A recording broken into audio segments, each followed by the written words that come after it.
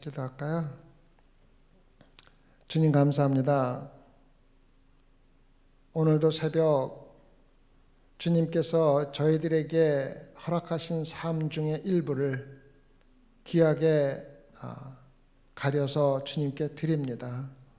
주님, 이 드리는 삶이 정말로 주님께 산제사로 드리는 영적 제사가 될 수 있게 허락해 주시옵고, 이 시간이 우리가 다른 어떤 곳에서 무엇을 위해서 사용하는 것보다도 가장 귀하게 사용될 수 있도록 주님 축복하여 주시옵소서.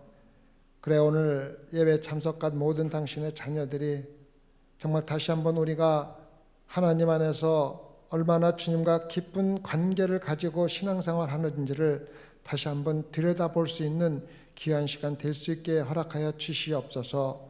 무엇보다도 우리 모든 영을 통하여 하나님께 영광 돌리는 귀한 예배가 되게 허락하여 주시옵소서. 감사하며 우리 예수님 받들어 기도드렸사옵나이다. 아멘. 우리가 새벽에는 로마서를 우리가 계속 공부하고 있습니다. 금요일날 저녁에는 전도서, 그다음에 토요일날 새벽에는 로마서, 그리고 주일에는 요한복음을 우리가 공부하다가 지금 중단하고 있지만 오늘 계속해서 2장 28절에서 29절, 지난번에 27절까지 했으니까 우리 같이 한번 읽을까요? 대저 표면적 유대인이 아니요 표면적 유신의 할례가 아니라 오직 이면적 유대인이 유대인이며 할례는 마음에 할지니 신령에 있고 의문에 있지 아니한 것이라. 그 칭찬이 사람에게서가 아니요 다만 하나님에게서니라. 그래서 오늘 로마서 2장 28절에서 29절에서 사도 바울은 그 당시에 가장 종교적인 사람이 누구인지, 그들의 종교는 겉모습, 즉 참된 실체가 없는 형상에 불과했다는 것을 로마서 2장 28절과 29절에서 이야기해 주고 있습니다.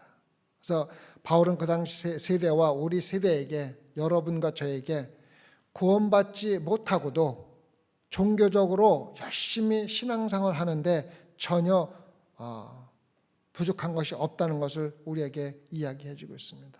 교회에 종교적인 신앙생활을 하는 사람들로 가득 차 있다는 것을 우리에게 다시 한번 깨우쳐주고 있는 말씀입니다. 그래서 사도 바울은 신실한 유대인들이 잘못된 것, 다시 말하면 요즘 우리가 신앙생활하면서 잘못된 것이 무엇인지를 우리에게 가르쳐주고 있습니다. 즉 할례의 외적인 형상과 육체적인 표시에 의지하고 있음을 말하고 있습니다. 그래서 할례의 외적인 형상이라는 것은 단순히 유대인들에게만 이야기하는 것이 아니라 우리가 지금 너무 형식적인 신앙생활을 하는 것을 이야기하고 있는 것입니다. 이것은 외적인 종교의식, 예배를 열심히 드리고 열심히 하나님을 섬기고 또 열심히 모든 것을 하지만은 실질적으로 그 열심히 하는 동기가 마음에 있지 아니하고 외적인 형상에 있다는 것을 우리에게 이야기해 주고 있습니다. 그래서 외적인 종교적인 의식에 의지하며 신앙생활하는 오늘날 모든 종교인들에게 사도 바울이 경고를 하고 있는 것입니다. 그래서 우리가 신앙생활 하는 사람들에게 물어본 당신 천국에 갈 수 있습니까? 라고 그러면 물론 가지요. 가는 이유가 뭡니까? 나는 세례를 받았습니다. 네, 저는 어느 교회에 성도로서 신앙생활을 하고 있습니다. 열심히 예배에 참석하고 있습니다라고 얘기하면서 나는 구원받았다라고 이야기하지만 종교성과 구원과는 다르다는 것을 우리에게 이야기해주고 있습니다. 그래서 내가 교회에 다니고 열심히 일하는 것이 어떤 때는 내 신앙생활의 종교성이 내 신앙생활의 속임수가 될 수 있다는 것을 사도 바울이 우리에게 다시 한번 이야기해 주고 있습니다. 종교는 항상 우리 손으로 만든 것, 외적인 것에 초점을 맞추지만 하나님이 관심이 있는 것은 우리의 마음의 상태에 관심이 있다는 것을 우리에게 이야기해 주고 있습니다. 그래서 오늘 로마서 2장 28절 29절에 보면은 두 개의 단어, 대조적인 단어를 비교하면서 외적인 신앙생활과 내적인 참된 신앙생활의 차이점을 우리에게 이야기해 주고 있습니다. 대저 표면적 유대인이 아니요 표면적 육신의 할례가 아니라 오직 이면적 유대인이며 할례는 마음에 할지니 신령에 있고 의문에 있지 아니한 것이라. 그 칭찬이 사람에게서가 아니요 다만 하나님에게서라. 여기서 보면은 첫 번째 대조적인 단어는 유대인과 표면적 외적인 것과 이면적 내적인 단어가 두 개가 나옵니다. 외적인 것을 의지한 신실한 유대인과 내적인 것에 의지하는 참 영적인 하나님과 관계를 갖는 삶을 비교하고 있습니다. 두 번째 단어는 육신이라는 단어와 마음이라는 단어입니다.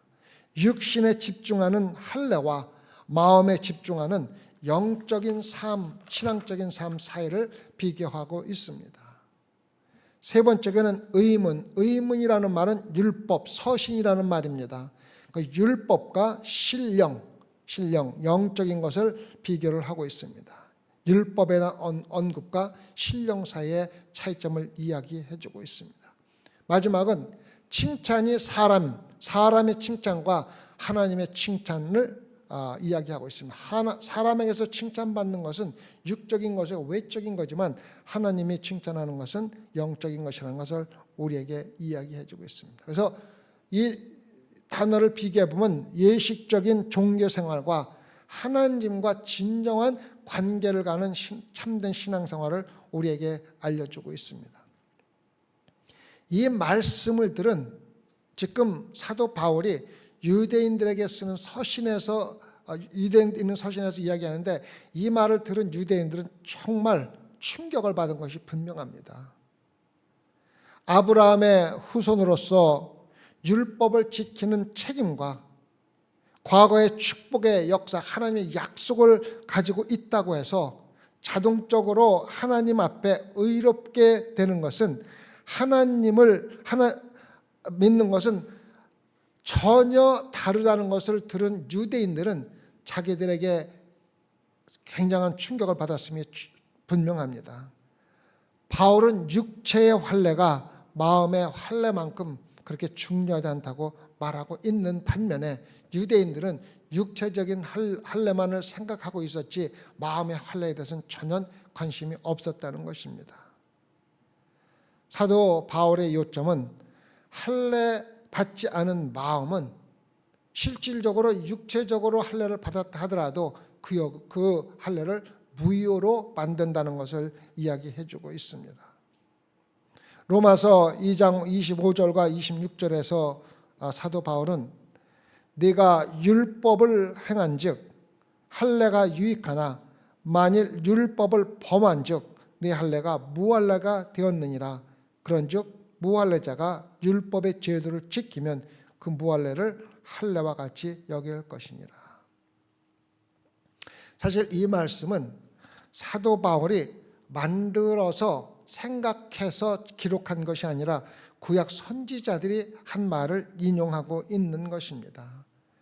구약 선지자들은 이스라엘 백성들에게 그들의 반역적인 마음이 언약의 표를 무효화했다고 경고하고 있습니다. 레위기 26장 38절에서 42절에 기록된 말씀을 보면 레위기 26장 38절과 42절의 말씀을 보면은 너희가 열방 중에서 망하리니 너희 대적의 땅이 너희를 삼킬 것이라. 너희 남은 자가 너희 대적의 땅에서 자기의 죄로 인하여 세잔하며 그 열조의 죄로 인하여 그 열조같이 세잔하리라. 그들이 자기 죄와 열조의 죄와 및 그들이 나를 거스린 허물을 자복하고 또 자기들이 나를 대항하였으므로 나도 그들을 대항하여 그 대적의 땅으로 끌어갔음을 깨닫고 그 할례 받지 아니한 마음이 낮아져서 죄악의 형벌을 순히 받으면 내가 야곱과 맺은 내 언약과 이삭과 맺은 내 언약을 생각하며 아브라함과 맺은 내 언약을 생각하고 그 땅을 권고하리라.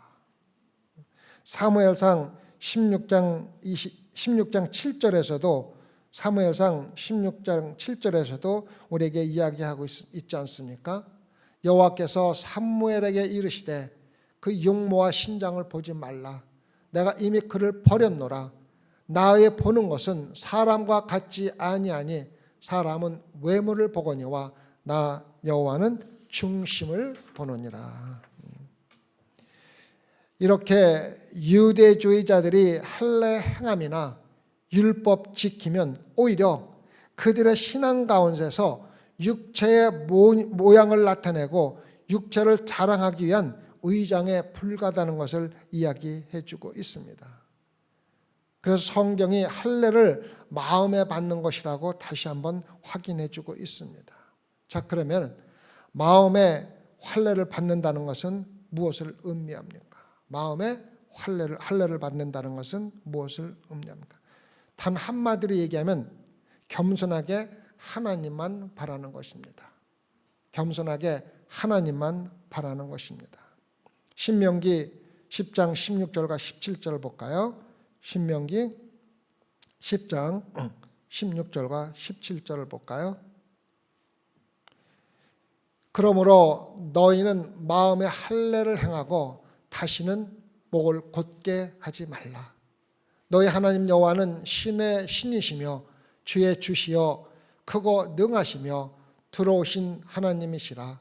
사람을 외모로 보지 아니하시며 뇌물을 받지 아니하시고. 마음의 헬라를 행한다는 것은 목을 곧게 하지 않는, 다시 말하면 겸손하게 하나님만 바라는 삶을 이야기해 주고 있습니다. 에레미야서 4장 4절 한 개 더 볼까요? 에레미야서 4장 4절.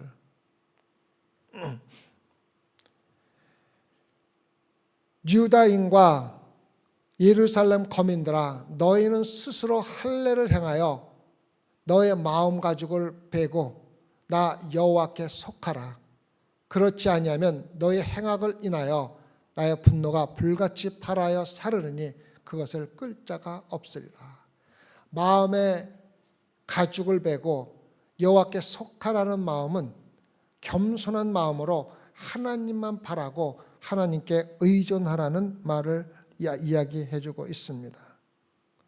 즉 하나님과 올바른 관계를 맺는 것은, 우리가 구원이라는 의미는 하나님과 올바른 관계, 다시 말하면 하나님과 죄로 인해서 끊어졌던 관계가 다시 올바른 관계로 돌아가는 것을 구원이라고 말한다면, 그 올바른 관계는 외적인 행세에 있는 것이 아니라 마음의 문제라는 것을 우리에게 이야기해 주고 있습니다.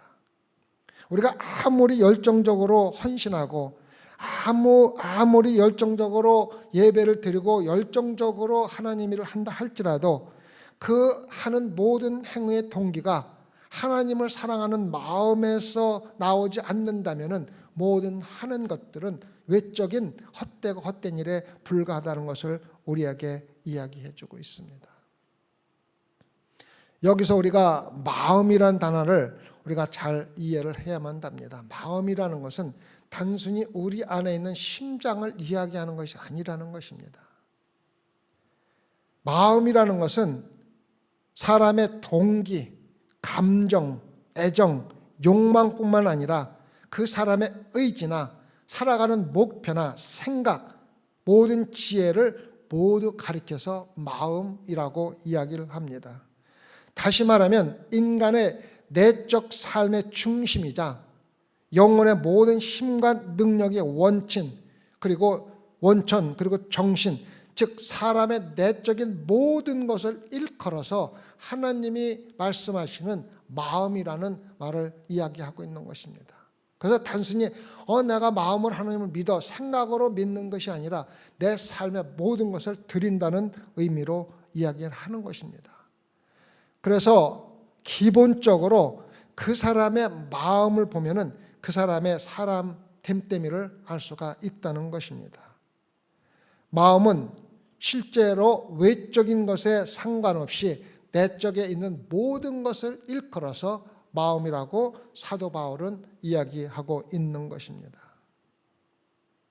신실한 유대인은 하나님의 일은 외적인 종교적인 행사나 모든 외적인 일에 의해서 이루어진다고 생각했습니다. 그래서 유대인에게서 태어난 남자라든가 또한 할례받은 유대인에서 태어난 여자는 외적으로 하나님을 섬기고 있었습니다. 그들은 안전하게 아브라함의 언약 안에 있었으며 사실상 아브라함의 직계 후손들이라고 생각을 하고 있었던 것입니다. 유대인들은 어떻게 생각을 하냐면 아브라함이 지옥문에 앉아서 그 사람이 유대인이 오면은 지옥문으로 들어가지 못하게 막아서 유대인들은 아브라함이 절대적으로 지옥에 들어갈 수 없게 만든다는 것을 철저하게 믿고 있었던 사람들이라는 것을 우리가 알 수가 있습니다. 그래서 로마서 2장 20절에서 사도 바울은 유대인들에게 그들이 스스로 율법 선생이라고 여긴다는 사실이 그들에게 선하지 못하게 만든다고 도전한 것을 우리가 기억할 수가 있습니다. 우리가 한번 볼까요? 로마서 2장 19절에서 20절. 로마서 2장 19절에서 20절을 보면은 내가 율법에 있는 지식과 진리의 규모를 가진 자로서 소경의 길을 인도하는 자여 어둠에 있는 자의 빛이여 어리석은 자의 훈도여 어린아이의 선생이라고 스스로 믿으니 기록하고 있지 않습니까? 제가 이 말씀을 읽으면서 유대인들이 사도 바울을 죽이려고 했던 것은 당연한 것이라고 생각합니다. 왜? 보세요. 유대인을 대놓고 뭐라고 그럽니까? 너희들이 소경의 길을 인도하는 자여 어둠에 있는 자의 빛이여 어리석은 자여 훈도의 어린아이의 선생이라고 스스로 믿고 있는 건방진 자들하고 이야기하고 있는 것입니다. 내가 여러분들에게 정말로 나는 구원받은 자여 신앙생활 열심히 하는 자라고 생각하는데 당신은 소경의 길을 인도하는 자여 어둠에 있는 자의 빛이라고 이야기한다고 하면 여러분들이 저를 좋아하겠습니까? 싫어할 수밖에 없어요. 사도 바울의 이야기하는 이것을 보면은 유대인들이 사도 바울을 죽이려고 했던 것은 내가 사도 바울을 죽이기 전까지는 먹지도 않고 마시지 않겠다고는 그들의 다짐을 갖다가 이해를 할 수가 있는 것입니다. 위대한 선생, 가르치는 선생이라고 이야기를 하면은 요한복음 3장과 연결될 수가 있습니다. 요한복음 3장에 누가 나옵니까? 가장 유명한 선생인 니고데모가 나옵니다. 예수 그리스도께서는 구원을 새로운 탄생과 마음에서 우러나는 믿음이라고 가르친 사람이 누구입니까? 니고데모이며 니고데모는 대단히 훌륭한 선생이라고 기록해주고 있습니다. 우리는 성경 말씀 중에서 요한복음 3장 16절을 누구나 암송하고 있습니다. 우리 같이 한번 암송해 볼까요? 하나님이 세상을 이처럼 사랑하사 독생자를 주셨으니 이는 저를 믿는 자마다 멸망하지 않고 영생을 얻게 하려 하심이라. 누구나 이 말이 가장 좋은 말씀이고 유명한 말씀이라고 생각하지만은 이 말씀이 근본적으로 첫 번째 누구에게 했는지 아십니까? 이 말씀은 물론 모든 믿는 자에게 한 얘기지만은 요한복음 3장에서 니고데모가 예수님을 찾아왔을 적에 가르치면서 한 말씀이, 즉 니고데모의 한 말씀이 바로 이 말씀입니다. 요한복음 3장 1절에 나와 있죠. 바리새인 중에 니고데모라는 사람이 있으니 유대인의 관원이라. 유대인의 관원이라. 로마서 2장에서 바울이 언급한 신실한 유대인들은 자기들이 정말로 천국에 들어갈 줄 알고 믿었지만은 그 가운데서도 바리새인 중에 바리새인 중인 니고데모는 절대적으로 다른 사람들보다 더 천국에 들어가기에 합당한 사람이라고 믿고 예수님을 찾아왔는데 예수님이 뭐라고 그러니까 당신은 지옥에 갈 수밖에 없는 사람이라고 이야기하니 얼마나 충격을 받겠습니까? 왜 니고데모가 다른 사람 중에 특별히 천국에 갈 사람이라고 생각됩니까? 첫째, 그는 바리새인이었기 때문입니다. 우리가 바리새인을 생각할 적에 대부분 어떻게 생각합니까? 위선자여, 종교적인 놀이를 하면서 은밀하게 자기 이익을 차리는 부도덕한 삶을 살고 그 가운데서도 교만하고 율법주의인 사람이라고 우리가 바리새인을 생각할 수가 있습니다. 물론 그 말은 맞습니다. 그러나 우리가 한 가지 생각해야 될 것은 바리새인들 중에서도 정말 신앙생활을 진실되게 하려고 노력했던 사람들도 있었다는 것입니다. 근데 그 중에 한 사람이 바로 니고데모라는 것입니다. 니고데모는 진심으로 헌신하고 진심으로 하나님을 섬기기를 원했던 사람 중에 한 사람이었습니다. 바리새인들은 사도 바울도 바리새인이었지 않습니까? 바리새인들이 그냥 바리새인이 되는 거 아닙니다. 유대인이 다 바리새인이 아닙니다. 바리새인이 되기 위해서는 적어도 세 사람의 증인 앞에서 내가 절대적으로 모세 율법을 생명을 바쳐서 지키겠으며 그것을 내 삶의 근본으로 살겠다고 다짐하면서 형제애, 다시 말하면 피의 형제애를 맺은 것이 바로 바리새인들입니다. 그래서 바리새인들은 우리가 생각하는 만큼 아무 유대인이나 바리새인 되는 게 아닙니다. 그래서 서기관들은 율법을 성문화해서 미시나라는 것을 만들었습니다. 다음에는 탈무드가 있어요. 여러분 탈무드 많이 들어봤지 않습니까? 탈무드가 뭐냐면 그 성문화한 미시나 율법을 다시 해석한 것이 바로 탈무드입니다. 그래서 탈무드에 보면은 율법을 어떻게 지켜야 하는지 많은 것들이 설명되어 있다는 것을 우리가 알 수가 있습니다. 그래서 문제가 뭐냐면은 바리새인들이 율법을 너무 지키는 게 집착하면서 하나님과 관계를 무시하면서 율법적인 삶을 살게 된 것이 문제가 되었다는 것을 우리가 알 수가 있습니다. 가장 쉬운 예로 안식일을 우리가 볼 수가 있습니다. 그래서 안식일은 유대인들에게 굉장히 거룩하게 지키는 안식일에 있지 않습니까? 그래서 안식일을 뭐라고 했습니까? 모세가 단순히 쉬라고 얘기한 거예요. 간단히 말해서 일하지 않고 쉬면서 그날을 거룩한 날로 지키라고 한 것입니다. 근데 문제는 뭡니까? 일이라는 정의가 뭐냐는 것입니다.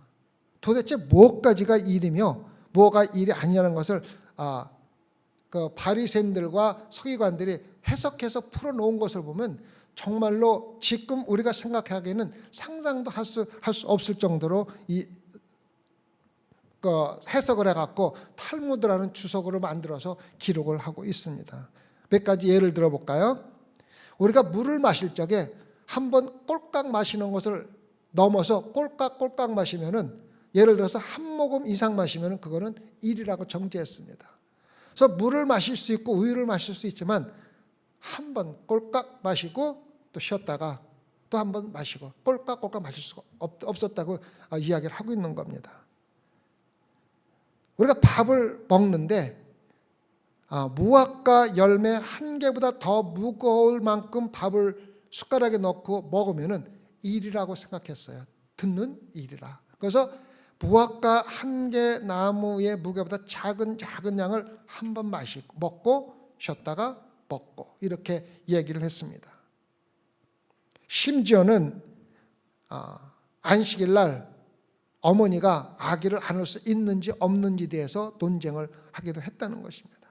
그러니까 단순히 안식일 날 일하지 말고 쉬면서 하나님을 거룩하게 지키라고 이야기를 했는데 유대인들은 그 일이라는 정의를 하게 해서 모든 삶을 낭비하면서 거룩한 안식일에 대한 이미지를 완전히 잘못되게 만들어 놓았다는 것을 우리가 볼 수가 있습니다.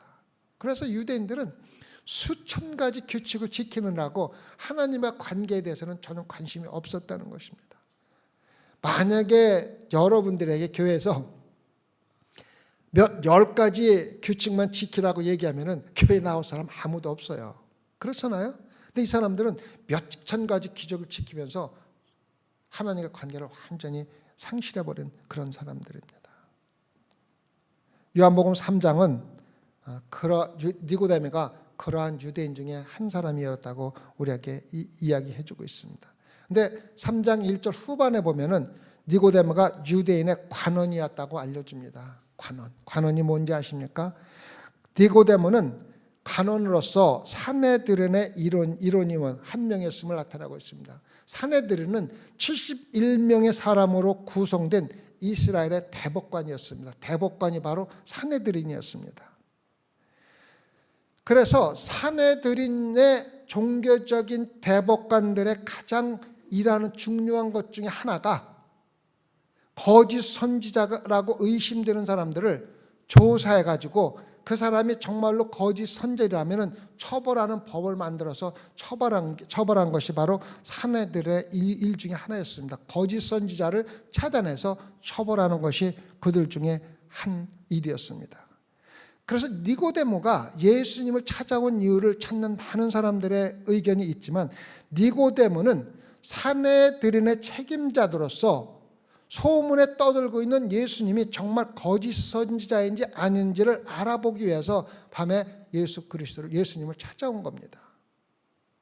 우리가 경찰의 조사를 받으면 경찰이 찾아와서 정말로 그 일이 사실인지 아닌지를 확인하기 위해서 찾아오듯이 니고데모는 예수님을 찾아가서 정말로 사람들이 얘기하는 대로 예수가 거짓 선지자인지 아닌지를 알아보기 위해서 예수를 찾아왔다는 것입니다. 자기의 의무를 다하기 위해서 찾아왔다는 것입니다. 요한복음 3장 2절을 볼까요? 요한복음 3장 2절.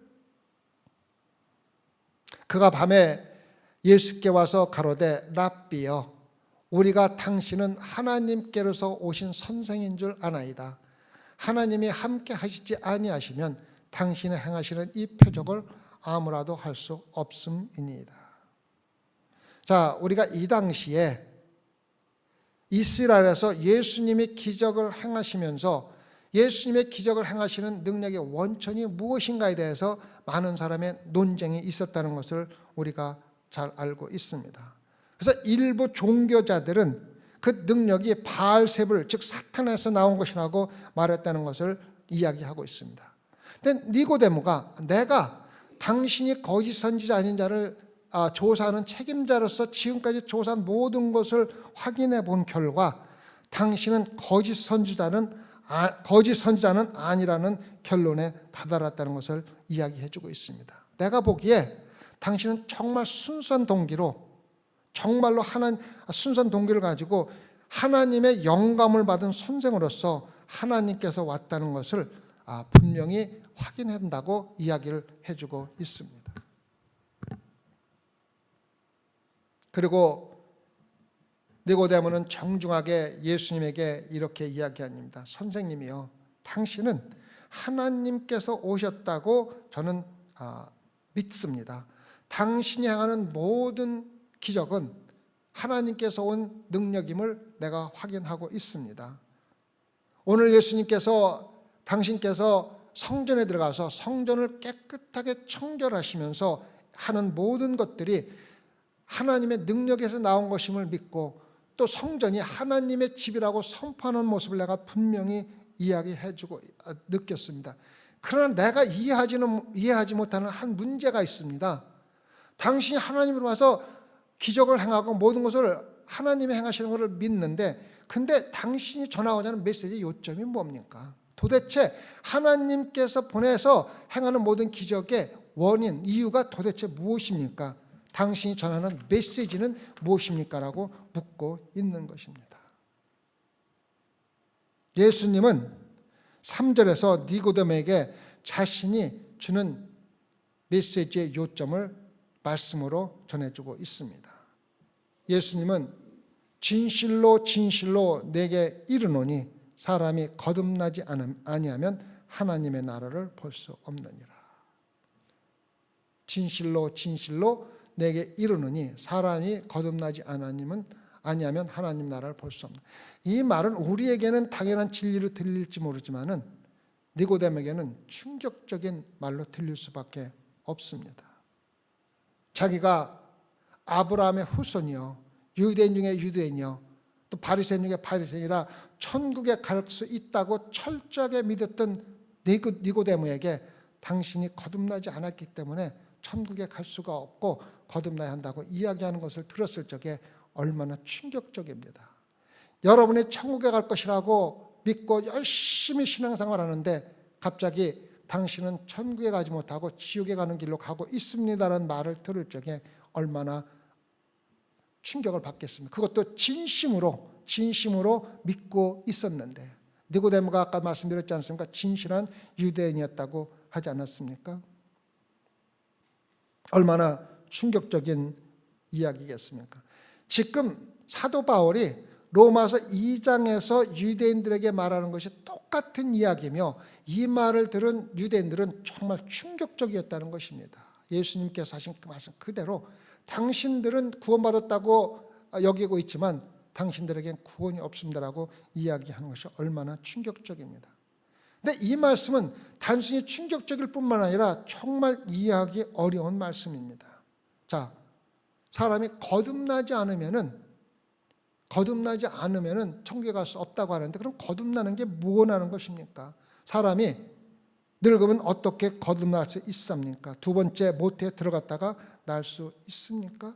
내가 거듭나야 된다는 그것은 도대체 무슨 뜻이냐라고 다시 예수님께 묻는 것입니다. 예수님의 말씀은 니고데모의 참 구원의 문제와 거듭남에 대해서 그의 생각을 영원히 바꿀 수 있도록 지금 말씀을 전해주고 있는 것입니다. 지금까지 니고데모가 가지고 있던 구원에 대한 생각이 뭡니까? 첫 번째 말씀은 아브라함 후손으로 육신의 탄생은 구원을 위한 것이 아니라는 것을 이야기해 주고 있습니다. 우리는 당연히 알고 있기 때문에 우리에게는 아무런 의미가 없지만은 니고데모에게는 충격적인 말씀일 수밖에 없습니다. 우리가 요한복음 3장 5절을 볼까요? 요한복음 3장 5절. 예수께서 대답하시되 진실로 진실로 내게 이르노니 사람이 물과 성령으로 나지 아니하면 하나님 나라에 들어갈 수 없느니라. 물과 성령으로 나지 아니하면 들어갈 수 없느니라. 자, 그러면 물은 무엇입니까? 물은 무엇입니까? 많은 사람들이 물을 물세례로 이야기하는 사람들이 있는데, 물세례는 구원과 큰 관계가 없습니다. 우리가 구원받은 것을 사람들에게 알리는 것으로 사용되었을 수는 있지만 실제로 물세례는 죽음을 의미합니다. 하나님 예수 그리스도와 함께 죽는 물세례를 이야기하고 있습니다. 그래서 우리가 하나님의 말씀에 따라서 물세례를 받는 것은 중요하지만 영적인 탄생을 위해서는 물세례가 큰 의미가 없습니다. 물세례를 받고 지옥에 가는 사람들이 얼마나 많습니까? 얼마나 많습니까? 그래서 요한복음 3장 6절이 3장 5절을 설명해 주고 있습니다. 물이 무엇인지를.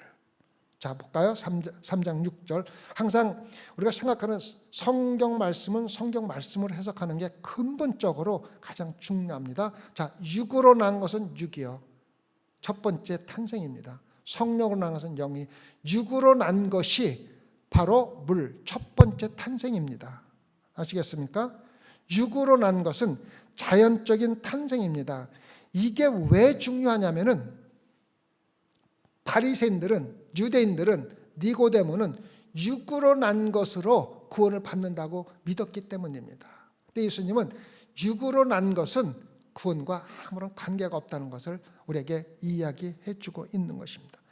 육적인 탄생은 누구나 탄생하는 탄생이지만은 영적으로 거듭나야 한다는 것을 이야기해 주고 있습니다. 그래서 육으로 난 것은 육체적인 자연적인 탄생을 이야기하고, 성령으로 난 것은 초자연적인 영적인 탄생을 이야기해 주고 있는 것입니다. 그래서 예수님 비해서 물로 태어난 것은 육적인 탄생을 이야기하는 것입니다. 그런데 이것이 니고데모에게 의미하는 것이 무엇인지를 우리가 알아야만 합니다. 자, 니고데모는, 유대인들은 육체적인 탄생이 그들의 구원을 보장해 주는 것이라고 생각하면서 종교 생활을 해오고 있지 않았습니까? 육체적으로 아브라함의 가문에서 태어났으며 구원은 첫 번째 탄생에서 결정되었다고 믿고 살아왔던 니고데모에게 육으로 난 것은 전혀 구원과 관계없다는 것을 알려주기 위한 것입니다. 그들은 유대인들이었으며 아브라함의 후손이었으며 육으로 난 것이 그들의 천국 안에 있는 것을 보장해 준다고 생각했던 사람들에게 예수님은 충격적인 이야기를 하고 있는 것입니다. 계속해서 요한복음 3장 7절부터 13절을 같이 읽어볼까요?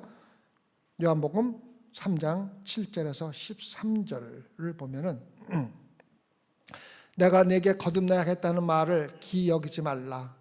바람이 임으로 불매 내가 그 소리를 들어도 어디서 오며 어디로 가는지 알지 못하나니 성령으로 난 사람은 다 이러하니라. 니고데모가 대답하여 가로되 어찌 이러한 일이 있을 수 있나이까? 예수께서 가라사대 너는 이스라엘 선생으로서 이러한 일을 알지 못하느냐? 진실로 진실로 내게 이르노니 우리 아는 것을 말하고 본 것을 증거하노라. 그러나 너희가 우리 증거를 받지 아니하는도다. 내가 땅의 일을 말해도 너희가 믿지 아니하거든. 하물며 하늘 일을 말하면 어떻게 믿겠느냐? 하늘에서 내려온 자 곧 인자 외에는 하늘에 올라간 자가 없느니라. 자, 여기서 예수님이 말씀하시는 것은 너희가 성령으로 거듭나야 구원받을 수 있는데 그 성령을 주시는 분이 바로 인자고 구세주인데 구세주가 죽어야만이 너희들이 성령을 받을 수 있고 두 번째 탄생을 할 수가 있다고 이야기를 하는 것입니다. 물론 우리는 모든 성경을 다 알고 있기 때문에 이러한 것이 우리에게 큰 영향을 주지는 않지만은 유대인들에겐 충격적인 말씀이었습니다. 육체적인 출생이 구원받기에 충분하지 않다는 말을 들었을 뿐만 아니라 이제 예수님께서는 메시아가 죽음을 경험하지 않으면 두 번째 탄생이 일어날 수 없다고 이야기를 하고 있는 것입니다. 14절과 우리 15절 계속해서 볼까요? 3장 14절과 15절. 모세가 광야에서 뱀을 든 것 같이 인자도 들려야 하려니 이는 저를 믿는 자마다 영생을 얻게 하여 하심이라. 인자가 들려야 한다는 말은 인자가 십자가에서 죽어야 한다고 이야기를 하고 있습니다. 이 말은 어디에서 온 겁니까? 민수기 21장 4절에서 9절까지 보면은 이스라엘 백성들이 하나님께 반역을 하고 하나님께서 불뱀으로 이스라엘 백성들을 심판하는 것을 우리가 볼 수가 있습니다. 그래서 불뱀을 줌으로써 이스라엘 백성이 죽어갈 적에 백성들이 하나님께 자비를 구하고 하나님은 모세에게 지시를 내렸습니다. 놋뱀을 만들어서 긴 장대나무에 달아서 진 한가운데 두라고 이야기를 했습니다. 그래서 누구든지 이스라엘 백성들에게 누구든지 놋뱀을 쳐다보기만 하면 구원을 받을 것이라고 말씀하셨다는 것입니다. 자, 하나님께서 이스라엘 백성들에게 놋뱀을 만들어 놓고 쳐다보기만 하면 구원을 받는다 하신 이유가 무엇입니까? 왜 그들에게 치료할 수 있는 약을 주셔서 이것을 먹든가 아니면 치료약을 개발하든가 아니면 무엇을 하도록 이야기하지 않느냐는 것을 우리가 생각을 해봐야 됩니다. 왜 하나님께서 어떠한 약을 주시든가 치료 방법을 주시지 아니하고 단순히 바라보라고 얘기했느냐면은 우리가 지은 죄의 치료는 이 세상에서 어떠한 방법으로 있는 것이 아니라 하나님만이 치료할 수 있고 인간적인 방법으로는 치료할 수 없다는 것을 이미 우리에게 알려주고 있는 것입니다. 그래서 우리가 구원을 받을 수 있는 방법은 예수 그리스도를 쳐다보는 것 외에 다른 구원 방법이 없다는 것을 이미 민수기에서 하나님이 우리에게 예표로 주신 것을 볼 수가 있습니다. 놋뱀은 예수 그리스도의 예표이며 이 세상에 어떠한 치료약을 찾아서 치료를 하라고 아니하시고 단순히 놋뱀을 바라보라는 것은 인간의 죄는 이 세상의 어떤 방법으로도 치료할 수가 없다는 것을 우리에게 이야기해 주고 있습니다. 하나님께서 직접 치료법을 마련하지 않으면 죄의 대가는 죽음 외에는 아무것도 없다는 것을 우리에게 알려주고 있는 것입니다. 이스라엘 역사에서 이 사건은 십자가에 달리시고 우리를 위해서 사악한 죄를 지시고 십자가에 돌아가신 예수 그리스도의 예표가 되었다는 것을 우리는 잘 알고 있습니다. 구원이나 영적 치료나 거듭남은 단순히 예수 그리스도를 바라보는 데서 옵니다. 그리고 그 모습에서 희망은 오직 주님을 신뢰하는 데서 온다고 이야기해 주고 있습니다.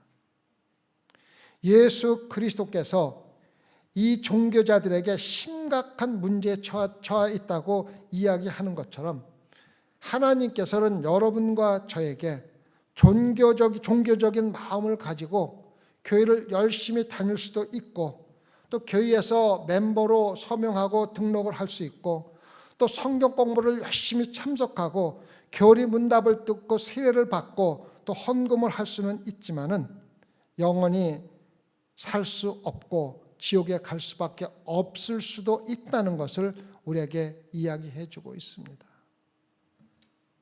외적인 신앙생활이, 종교생활이 여러분과 저를 천국으로 인도할 수가 없습니다. 여러분이 아무리 큰 교회에 멤버로 등록하고 열심히 교회를 하고 성경 공부를 하고 세례를 받다 할지라도 그 안에 구원이 없을 수가 있다는 것을, 우리의 노력으로 구원이 이루어지는 것이 아니라는 것을 예표로 우리에게 보여주고 있는 것입니다. 여러분과 저는 죄에 물려서 치명적인 상처를 입었습니다. 여러분과 저의 유일한 희망은 우리를 위해 사악한 죄가 되셔 십자가에 돌아가신 어린 양이 계신 나무 십자가를 바라보는 것 외에는 아무것도 없다는 것입니다.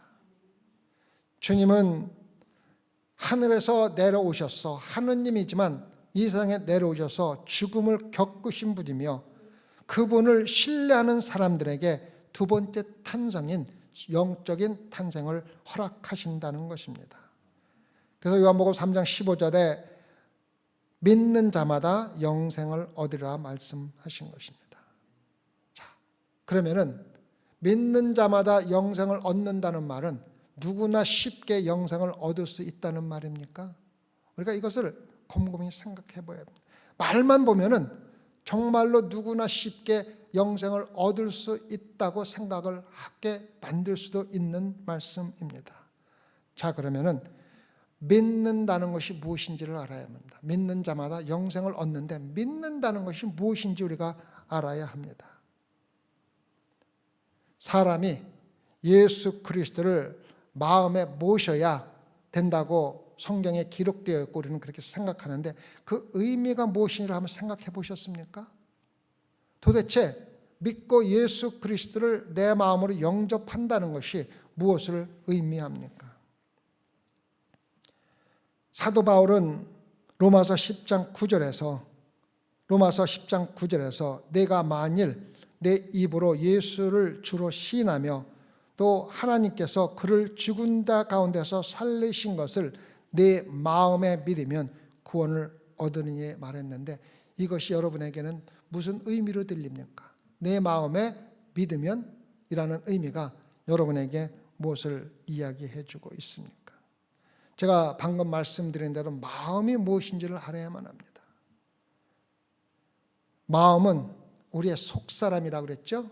즉 혼과 영, 생각과 지성, 내면에 있는 모든 것을 가리켜서 마음이라고 이야기해주고 있는 것입니다.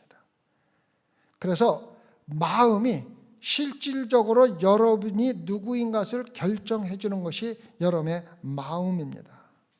그래서 사도 바울이 하나님께서 죽은 자를 가운데서 내 마음의 믿음이라고 말할 때 단순히 내 생각이 아니라 여러분의 삶의 모든 것을 가지고 믿어야만이 구원을 얻는다는 의미로 들리는 것입니다.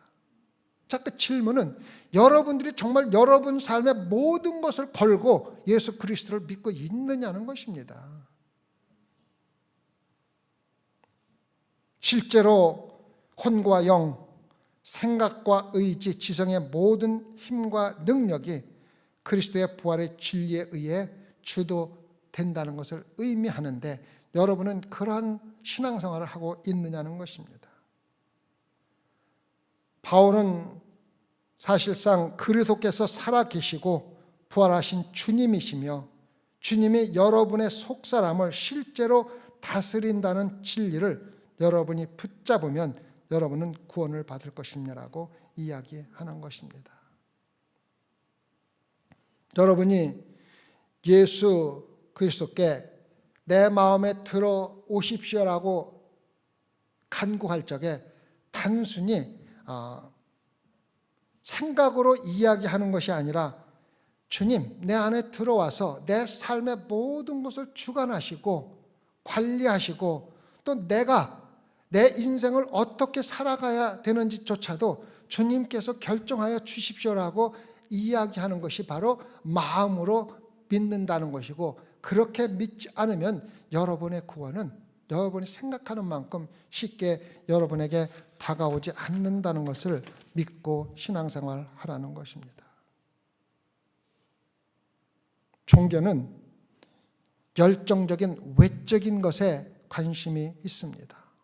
얼마나 열심히 예배에 참석하고 얼마나 열심히 하나님의 일을 하고 얼마나 많이 헌금을 하고 얼마나 많이 이것저것을 하느냐, 외적인 것에 종교는 관심이 많습니다. 놀랍게도 요즘 교회에 이러한 종교적인 마음을 가지고 신앙생활하는 사람들로 가득 찼다는 것입니다. 마음에 있는 죄의 치명적인 상처를 무시하고 행함으로, 열정으로, 열심으로 구원을 받겠다고, 물론 생각과 말은 예수 그리스도를 통해서 구원받는다고 이야기하지만 실질적으로 그들이 살아가는 종교 생활을 보면은 외적인 열정 위에 마음에는 악으로 가득 차 휘칠한 무덤에 불과한 사람들로 교회가 가득 차 있다는 것입니다. 사도 바울은 로마서 2장에서 정말로 열정적이고 모세 율법을 지키기 위해서 생명까지 바치겠다고 다짐한 신실한 유대인들에게, 그들에게 너희들은 지옥으로 가는 길로 가고 있다고 이야기하고 있습니다. 신실한 유대인들, 아무리 열정적으로 목숨을 바쳐서 산다 할지라도 구원받지 못할 것입니다. 충실한 유대인, 아무리 충실한 유대인이지만 종교적인 의식으로는 절대 구원에 이르지 못한다는 것입니다. 또한 아무리 유대인 중에 유대인이고 유대인의 혈통이라 할지라도 아브라함의 후손으로 혈통으로서는 절대로 구원을 받을 수 없다는 것입니다.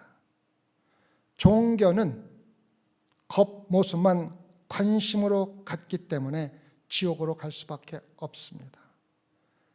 놀랍게도 겉으로 좋아 보이기 때문에 많은 사람들의 관심을 가질 수가 있습니다. 교회에 모여서 정말 훌륭한 가수를 초대해서 열정적으로 찬양하며 눈물을 흘리고 찬양하는 모습을 보고 정말로 아름다운 모습을 볼 수 있지만은 예수님이 묻는 것은 그 마음에 무엇이 들어있느냐고 묻고 있는 것입니다. 참 기독교는 마음의 상태에 초점을 맞추고 있기 때문에 천국으로 가는 길입니다. 참된 기독교는 사람의 관심을 끌기 위해서 겉모습에 집착하지 않습니다. 여러분들이 거룩하게 보일 필요가 없다는 것입니다. 마음이 거룩해서 찬양을 하도 거룩한 모습으로 찬양하지만 그 내적인 모습에서 그 찬양의 원천이 나와야 된다는 것을 우리에게 이야기해 주고 있습니다. 참 기독교는 마음에서 시작하여 모든 것을 변화시켜 거듭나게 만드는 것이 바로 기독교입니다. 기독교는 근본적으로 사람의 마음의 변화의 문제이지 외적으로 우리가 어떻게 신앙생활한가는 전혀 관심이 없다는 것입니다. 예수님께서 니고데모에게 성령으로 거듭나야만 천국에 갈 수 있다고 말씀하셨습니다. 물론 오늘 아침 여러분들은 단 한 명도 그렇게 신앙생활을 하는 사람은 없겠지만 혹 아직까지도 성령의 역사를 깨닫지 못하고 교회에서 경험적으로, 예식적으로, 의식적으로, 열성적으로만 신앙생활하는 분이 있다면 이 시간 예수 그리스도의 말씀을 새겨두고 다시 거듭나는 성령의 체험을 통하여 여러분이 참된 그리스도인으로서 천국에서 함께 만날 수 있기를 기도드립니다. 됐습니다. 하나님 감사합니다. 너무나 많은 사람들이 겉으로 보기에 좋고 정말로 웅장한 교회를 지어놓고 그 안에서 예배를 드리면서 마치 자기들이 정말로 무엇이나 된 것처럼, 거룩한 사람이 된 것처럼 생각하고 예배를 드리지만 주님께서는 그들의 마음을 보신다는 것을 다시 한번 깨닫게 해주심을 감사를 드립니다. 그동안에 지었던 아름다운 성전들이 지금 무엇을 하고 있습니까? 관광지로 변하여 껍데기만 남아있지 않습니까? 아무리 아름다운 성전을 짓고 아무리 거룩한 모습으로 예배를 드리고 목숨을 걸고 모세 율법을 지킨다 할지라도 우리 마음에 거듭남이 없고 마음에 할례를 받지 아니하면 우리가 하는 모든 것들은 헛되고 헛된 것입니다. 주님 이 시간 다시 한번 우리 마음을 들여다보고 거듭난 마음을 찾아하시도록 은혜 내려 주시옵소서. 감사하며 예수님 받들어 기도드렸습니다.